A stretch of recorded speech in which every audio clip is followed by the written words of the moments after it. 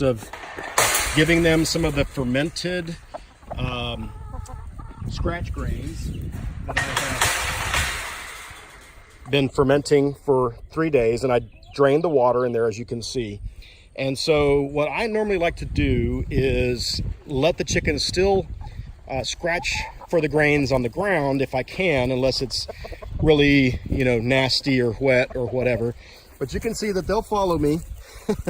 They're very friendly, and you're going to watch when I put this down that they're going to attack it. So I always bring in a bucket for eggs, but what I do is I just sprinkle this on the ground, kind of in a, you know, just in a way that allows them to each have a chance at something, because you get little hogs, little greedy chickens. So I like to spread it out, and I'll, you know, there's usually something left in. That's why I bring this stir for paint, and I clean out the bucket to allow them to get all of it out. And so yeah, I always spread it out in a line so that, you know, if you have a couple that are more aggressive, and so, you know, that's the phrase you've heard, pecking order. Well, there's a pecking order in every flock. You will have a dominant female or male, or several, and then you have, you know, it just goes right down the chain. And so you'll probably see a couple that'll start pecking at some others that are in their sphere. They don't like it, and so they'll peck them away, and those birds will then have to either wait until the other ones are finished or find their food somewhere else. And so when I spread it out, you avoid a lot of that aggressiveness, because they're not able to defend every bit of the line. So that's what I do. And this one here is interesting. I wanted to point out, this rooster here. He's kind of my favorite. He's got one good eye and one bad eye. I raised him out on my own from a little baby chick that I got from a gentleman in New York. They were shipped to me. And again, I had a bunch of chicks, and I didn't know which were roosters or which were hens, but he had a sleepy eye that just wouldn't open. And I tried to, you know, coax it open when he was a baby chick, but it didn't work.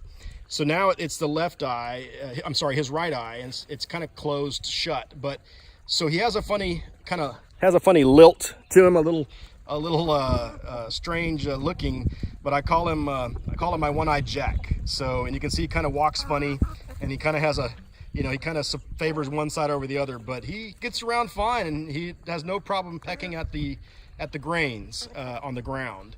So you know, he's perfectly self-sufficient, but he's just kind of my adopted mascot for the group. And anyway, so this is what I do. I just lay out all the grains, and then they peck to their heart's content. And see, that one pecked at that one and said, "Get out of my way." So this way they don't fight too badly.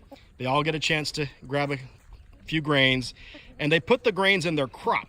They have a crop on the side of their neck area, and sometimes it's actually kind of a little bit lower, and you'll see a bolus on the chickens, and you'll wonder, what the heck is that? You know, do they have a tumor growing or whatever? It's just the crop that's full, and the seeds will go down to their gizzard, and the gizzard will help grind the seeds up. They'll actually swallow rocks as well, little pebbles, to help the gizzard grind things up. But also, when the seed is fermented like this, when it's been in water for 3 days, it's easier to digest, so they don't need as much grinding power to get at the nutrients of the seed, and so their body's not expending energy unnecessarily on that, you know, on extensive grinding. So it's just better all the way around. It gives them you know, that lactobacillus that I mentioned, and they tend to be healthier. You can see, to determine if your chickens are healthy, their plumage looks good. You'll see some things like back here. You'll notice on this chicken here, it's got a little bald spot right above the back feathers. That's because the roosters will grab on top, and when they're trying to mate, they'll hold on there, and so sometimes the feathers can go away. You can see it's a little bald there, but that's nothing to worry about. But if your chickens have mites or they have other problems, you know, they'll look lethargic. You know, there's a whole laundry list of things that could ail them.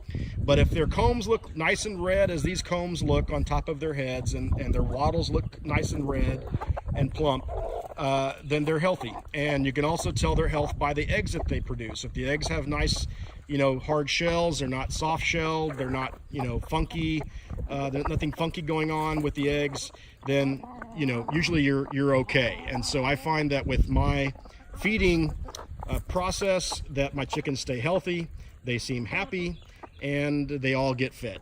So that's there was another argument right there. So there's the pecking order again.